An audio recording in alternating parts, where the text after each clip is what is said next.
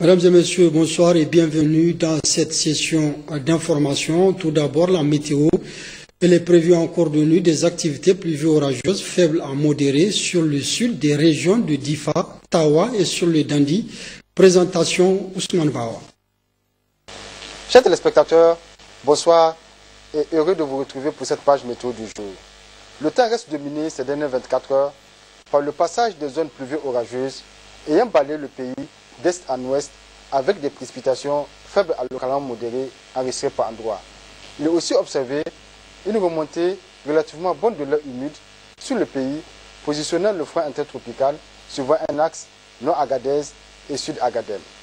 De l'après-midi, il est observé à travers l'image satellitaire de 18h heure locale la présence de cellules orageuses sur les régions du lac, sur le nord-Ader et sur l'Aïr.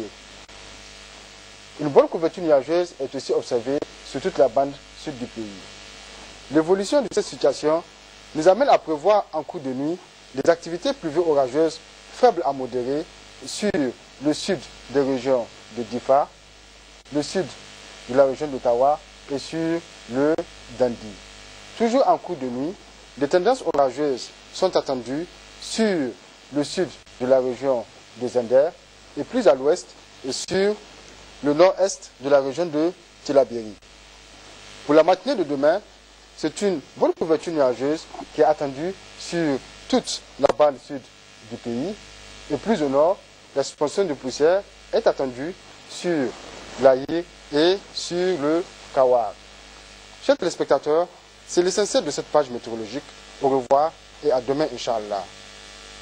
En application du décret numéro 2014-573/PRN du 19 septembre 2014 portant délégation de pouvoir au Premier ministre pour la présidence d'un Conseil des ministres, son Excellence Brigitte Raffini, Premier ministre chef du gouvernement, a présidé ce jour mardi 30 septembre 2014 un Conseil des ministres dans la salle habituelle du Conseil de cabinet. Après examen du point unique restant à l'ordre du jour, le Conseil a pris la décision suivante. Au titre du ministère des Finances, le Conseil des ministres a examiné et adopté le projet de loi de règlement pour l'année budgétaire 2013. La loi numéro 2012-64 du 20 décembre 2012 portant loi de finances pour l'année budgétaire 2013 a arrêté le budget général de fonctionnement de l'État à la somme de 1 331,24 milliards de francs CFA, tant en recettes qu'en dépenses. Cette loi a connu 2 rectifications au cours de l'année 2013. Le présent projet de loi de règlement pour l'année budgétaire 2013 a été établi conformément à la Constitution et à la loi organique relative aux lois de finances. Il s'agit à travers ce projet de loi de constater les résultats de l'exécution du budget général de l'État et des budgets des comptes spéciaux du Trésor et de déterminer les niveaux de réalisation des recettes et des dépenses par rapport aux prévisions budgétaires. Ce projet de loi sera transmis à l'Assemblée nationale pour adoption. L'ordre du jour étant épuisé, Son Excellence, Monsieur le Premier ministre, a levé la séance. À l'Assemblée nationale, le président du groupe parlementaire PNDS Taraya a animé cet après-midi un point de presse. L'honorable député Zakari Oumarou a apporté des éclaircissements quant à la convocation des députés pour l'ouverture de la 2e session ordinaire, dite session budgétaire au titre de l'année 2014, qui est prévue pour demain, mercredi 1er octobre. Je vous propose de suivre un extrait avant de le retrouver en partie magazine. Donc, le bureau a communiqué avec le gouvernement. Ils sont tombés d'accord sur la date du 1er octobre et un communiqué a été préparé dans ce sens. Maintenant, après tout ça, le président de l'Assemblée, qui n'est pas sur le territoire du Niger, qui n'a communiqué avec aucun membre du bureau, parce que même s'il est là, il ne peut pas arrêter une date sans se référer au bureau. C'est ceux qu'ils auront arrêté au niveau du bureau qui va, n'est-ce pas, être le contenu du communiqué qui va être fait pour demander aux honorables députés de venir à l'Assemblée. Donc, Le président de l'Assemblée n'a pas communiqué avec le bureau. Le président de l'Assemblée n'a pas communiqué avec le gouvernement. Il envoie une lettre adressée au secrétaire général de l'Assemblée, dont il ne reconnaît pas l'autorité.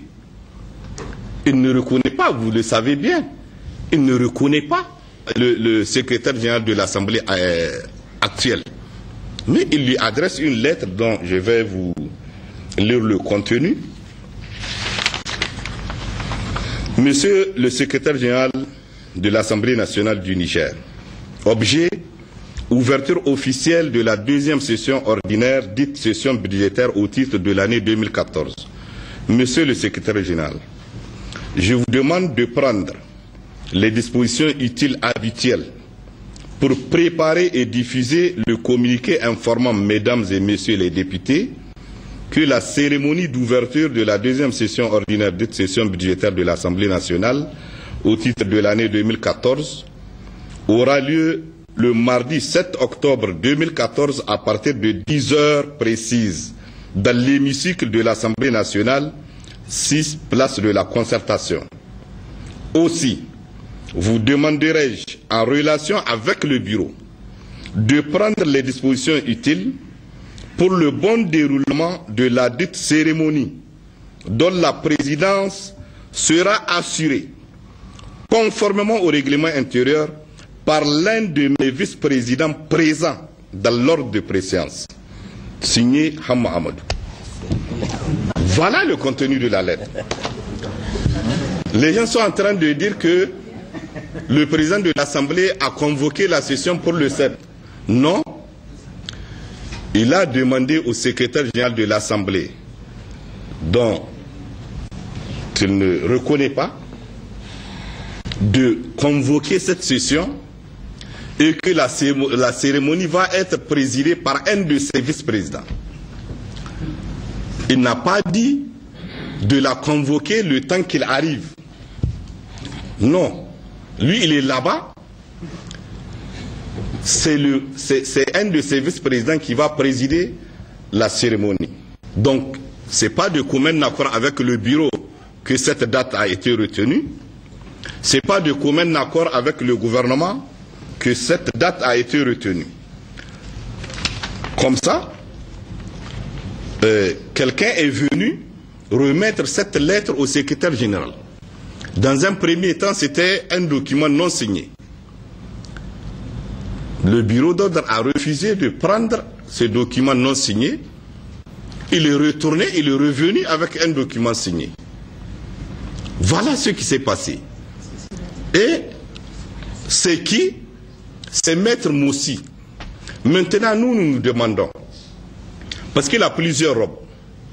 C'est d'abord le maire de Yuri, la commune du président de l'Assemblée. C'est l'avocat du président de l'Assemblée. C'est un député. Si c'est en tant que maire de Yuri, ce n'est pas une affaire de famille. Si c'est en tant qu'avocat du président de l'Assemblée, l'Assemblée nationale n'est pas un tribunal. On n'est pas en procès au niveau de n'a pas engagé des poursuites contre le président de l'Assemblée, puisque l'Assemblée n'est pas un tribunal. Si c'est en tant que député, il n'est pas le président du groupe parlementaire de Lumana. Alors à quel titre Maître Moussi est venu remettre cette lettre au secrétaire général de l'Assemblée nationale? Donc voilà les faits, voilà la réalité des choses. Alors, nous disons que le président de l'Assemblée n'est pas en vacances. Il n'est pas en mission. Il n'est pas évacué pour raison de santé. Donc, il est dans une situation d'absence non justifiée. Vous retrouverez donc l'honorable député Zakari Oumarou de la majorité parlementaire en partie magazine de ce journal. Aussi, le ministre de la Justice, Morou Amadou, est intervenu sur RFI en réponse aux propos tenus par l'avocat Maître Souley Oumarou. Il a relevé que le sieur Hamma ne peut se prévaloir du titre de président de l'Assemblée nationale puisqu'un mandat a été émis contre lui et que sa place est en prison comme tous ceux qui sont impliqués dans l'affaire des bébés importés. Ceux qui exécutent les commissions rogatoires, c'est soit la police, soit la gendarmerie. Pour le moment, ce mandat est adressé à la gendarmerie. Dans les termes même du mandat dont j'ai eu copie via le parquet, il est dit à la gendarmerie de rechercher le sieur Hamamadou et de le déposer à la maison d'arrêt de Niamey. Maintenant, au cas où ils ne le retrouvent pas, ils doivent adresser PV. Ça également, c'est prévu par notre procédure. Et alors, s'ils ne le retrouvent pas, est-ce que ça déclenche la vacance du pouvoir à la tête de l'Assemblée nationale? À partir du moment où ce mandat d'arrêt a été émis, qui est un titre de détention, est émis contre lui pour être placé à la maison d'arrêt de Niamey. Donc ça sous-entend que la vacance à la tête de l'Assemblée nationale est engagée? En tout cas, à partir du moment où le mandat a été émis et la commission rogatoire envoyée, M. Hamamadou, normalement, n'est plus en position de se prévaloir de son titre de président de l'Assemblée nationale, puisqu'il doit être en prison comme tous les autres maris des autres femmes qui sont dans cette affaire. Je vous donne à présent lecture de ce communiqué du secrétariat général de l'Assemblée nationale. Le président de l'Assemblée nationale a l'honneur d'informer, mesdames et messieurs les députés, que la deuxième session ordinaire de l'Assemblée nationale au titre de l'année 2014 est convoquée pour le mercredi 1er octobre 2014 dans l'hémicycle place de la concertation à partir de 10 heures. La ministre de l'Enseignement primaire, de l'alphabétisation, de la promotion des langues nationales et de l'éducation civique, Madame Ali Mariama El Haj Ibrahim, a fait un message à l'occasion de la rentrée scolaire demain 1er octobre sur toute l'étendue du territoire national. À cette occasion, la ministre a invité tous les élèves, partenaires et acteurs de l'éducation à se mobiliser pour une bonne rentrée et une année 2014-2015 réussie. Demain 1er octobre 2014, toutes les classes du primaire ouvriront leurs portes après 3 mois de vacances. Dans le cadre des préparatifs de cette rentrée scolaire, le ministère de l'Enseignement primaire, de l'alphabétisation, de la promotion des langues nationales et de l'éducation civique a pris plusieurs dispositions pour que cette année scolaire se déroule sous de meilleurs auspices. Au titre des dispositions prises, nous pouvons citer au plan de l'acquisition et de la mise à disposition des fournitures manuelles scolaires au niveau des régions. Le ministère de l'Enseignement primaire a acquis sur fonds propres de l'État d'importantes quantités de fournitures scolaires, 1601 tonnes pour un coût global de 6 487 506 000 francs et 972 972 manuels, 18 000 guides pour enseignants pour un montant de 561 millions de francs CFA. L'acheminement de ces matériels didactiques est à son terme. Les fournitures seront dès le premier jour de la rentrée mises à la disposition des élèves, de leurs enseignants dans toutes les écoles de notre pays. Les efforts considérables faits sur ce plan témoignent de la ferme volonté du président de la République, son Excellence M. Issoufou Mahamadou, d'offrir une éducation gratuite de qualité à tous les élèves nigériens jusqu'à l'âge de 16 ans. Par rapport à l'intégration à la fonction publique, ce sont 4 230 contractuels qui ont été intégrés au titre de l'année 2013 et le recrutement de 4 220 autres vient d'être lancé pour l'année 2014. Nous voudrons dire à nos chers élèves, nous comptons sur vous, sur votre application aux études, sur votre respect envers les enseignants. Nous osons espérer que vous prendrez soin de tous ces matériels chèrement acquis. La nation, pour sa part, attend de vous d'étudier, de travailler pour la réalisation de votre propre bonheur, ceux de vos parents, de la communauté et de votre pays. Quant à vous, chers enseignantes et enseignants, vous êtes l'un des piliers, sinon le pilier central du système éducatif. C'est de votre assiduité et de la qualité de vos prestations que dépend l'avenir de tous ces élèves confiés à vous par la nation. Vous avez une lourde responsabilité. Nos partenaires sociaux, les syndicats, nous vous invitons à poursuivre le dialogue social déjà engagé avec le ministère dans la plus grande franchise. Avec le dialogue, l'esprit de compromis de part et d'autre, il n'y a pas de problème insurmontable. Mesdames et messieurs, la rentrée scolaire 2014-2015 est placée sous le signe du civisme et de la citoyenneté. En prélude au démarrage du programme d'éducation civique et de la formation à la citoyenneté, j'invite tous les enseignants à dispenser les premières leçons sur le thème « Le bon citoyen ». Être citoyen, c'est avant tout respecter et défendre la loi fondamentale de notre pays qui détermine tous nos droits, nos devoirs et ceux de l'État. Bonne rentrée scolaire à tous et à toutes, je vous remercie. La rentrée scolaire au niveau du primaire, c'est donc demain, 1er octobre 2014.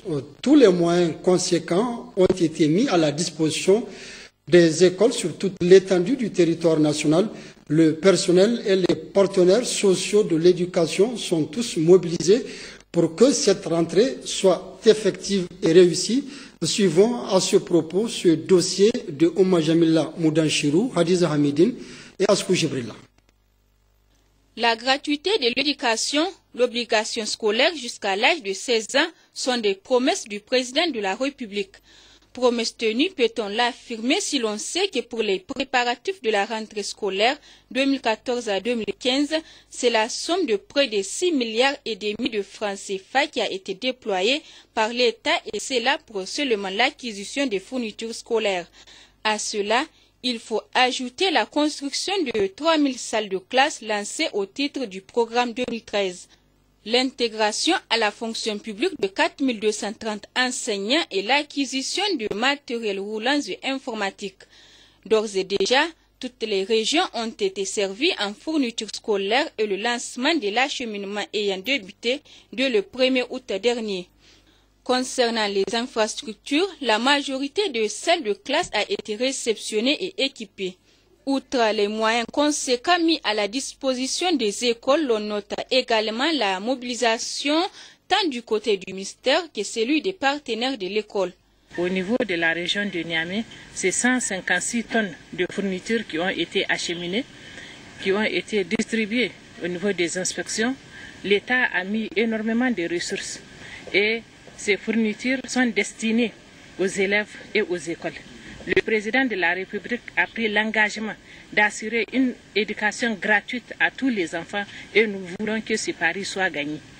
Par rapport aux infrastructures, nous avons visité les classes construites au titre du programme 2013. Ces classes sont achevées. Pour la région de Niamey, c'est 474 classes qui sont prévues et 414 classes sont déjà réceptionnées. En ce qui concerne le mouvement des enseignants, nous avons constaté donc que les affectations sont déjà faites. Et il y a aussi donc le recrutement des nouveaux élèves que nous avons constaté au niveau de certains établissements. Il y a une campagne de sensibilisation et les parents sont en train d'inscrire les élèves au niveau des écoles. Pour cette rentrée scolaire 2014 à 2015, les partenaires sociaux de l'école ont été pleinement impliqués dans les préparatifs. C'est ainsi qu'ils ont pris part au Conseil national de l'éducation. Ils ont également tenu des réunions avec les ministères en charge de l'éducation et le Premier ministre chef du gouvernement avant de visiter le terrain avec la ministre de l'enseignement primaire, de l'alphabétisation, de la promotion des langues nationales et de l'éducation civique. Des initiatives qu'ils ont appréciées à leur juste valeur. J'ai suivi les travaux de A à Z jusqu'à aujourd'hui. Au départ, tout ce que nous avons émis comme souhait, en réalité, le gouvernement a suivi. Et il faut féliciter le ministère de l'enseignement de base, parce qu'à tout moment qu'on pose le problème, il suit à la lettre. C'est-à-dire l'éducation nationale en général, c'est l'un des facteurs fondamentaux d'une économie durable dans un pays. C'est pourquoi la base, là, elle est importante. Et pour y arriver, en réalité, il faut toucher quels sont ceux qui sont concernés et comment faire pour pouvoir résoudre ce problème. Donc, en réalité, nous sommes réunis pour pouvoir réellement voir comment il va falloir résoudre ce problème. Nous pensons que les dispositions qui sont prises en termes de matériel sont à saluer. Et nous estimons qu'il y a beaucoup d'efforts qui ont été consentis à ce niveau. Il est important aussi de noter que, quand même, il y a une démarche importante qui consiste à appeler les partenaires sociaux que nous sommes pour discuter avec nous sur les problèmes que nous serons amenés à poser. Parce que si, même quels que soient les matériels qu'on va amener dans les écoles, si nous, en tout cas en tant qu'enseignants, nous ne sommes pas à l'aise, il va sans dire que les difficultés vont se poser. Donc déjà avec cette démarche qui consiste à nous impliquer, à nous associer, à nous appeler, pour vraiment nous écouter et nous demander en tout cas ce que nous avons comme préoccupation avant la rentrée scolaire, je pense que c'est une très bonne chose. Et nous pensons que le gouvernement va continuer en tout cas dans cette démarche pour que nous puissions faire prévaloir nos revendications. Puisque vous êtes pas sans savoir qu'avec le gouvernement, nous avons déjà un certain nombre d'engagements qui ont été pris. Au niveau du Rosen, nous saluons et encourageons tous les efforts fournis par le ministère de l'enseignement primaire dans le cadre de la gestion orthodoxe du système éducatif. Cette gestion orthodoxe qui se traduit par la mise en place dès le 1er août 2014 des fournitures à tous les niveaux et les dispositions qui ont été prises aussi pour favoriser les affectations des enseignants à temps et surtout le dialogue soutenu par la ministre de l'enseignement primaire avec les partenaires sociaux, notamment les syndicats des enseignants. Donc ensuite, nous soutenons les recommandations issues du Conseil national de l'éducation. On dit qu'à l'école va, tout va. Nous avons bel espoir qu'avec ce qui s'est passé et ce qui est en train de se faire, que en tout cas le ministère est en train de ramener la bonne gestion et la transparence dans la gestion du système éducatif. Les directeurs des établissements scolaires sont également à pied d'œuvre pour que la rentrée soit effective et saluent les efforts consentis par l'État cette année. Je suis ici, ça fait la 3e année. J'avais trouvé en tout cas 6 paillotes, n'est-ce pas? Aujourd'hui, toutes les 6 paillotes, grâce à la bonne volonté du gouvernement, donc de la 7e République, les 6 paillotes ont été remplacées par les 6 classes, toutes en matériaux définitifs. Tout est fait prêt pour assurer cette rentrée scolaire 2014-2015, parce que tout a été mis à notre disposition pour que l'année en cours soit en tout cas faite dans de très bonnes conditions. Rendez-vous tous le 1er octobre pour une rentrée scolaire réussie et une école gratuite. C'est aussi demain, 1er octobre, que les élèves des collèges vont eux aussi reprendre le chemin de l'école. À cet effet, nos reporters Hamidou Abdoulaye et Mariama Dakou ont approché les responsables du ministère en charge de la question pour en savoir plus sur les préparatifs de cette rentrée scolaire des élèves du premier cycle du secondaire. Comme prévu, la rentrée au niveau des collèges, c'est pour le 1er octobre prochain. Conformément aux engagements pris par les autorités au plus haut niveau, les dispositions nécessaires ont été prises pour une année scolaire réussie. Tirant donc les leçons passées, des rentrées passées, nous avons très tôt commencé les préparatifs. Comme vous avez eu aussi à le voir avec la rentrée des lycéens, ces préparatifs ont commencé dès le mois de janvier pratiquement, avec la préparation des dossiers de passation des marchés, et pour ce qui concerne les acquisitions de fournitures et matériels scolaires et manuels aussi. Et ils se sont donc intensifiés après les résultats de fin d'année scolaire avec les orientations post-BPC d'une part et la tenue de commissions régionales et nationales d'orientation et de passage aussi et de redoublement. Les différents concours d'entrée au lycée d'excellence, au collège bilingue et d'autre part. À l'image des lycéens, aucun collégien n'aura à acheter les fournitures scolaires cette année.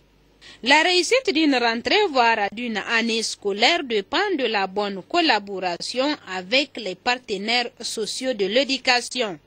À ce niveau, la ministre affirme que toutes les mesures ont été prises pour une année apaisée.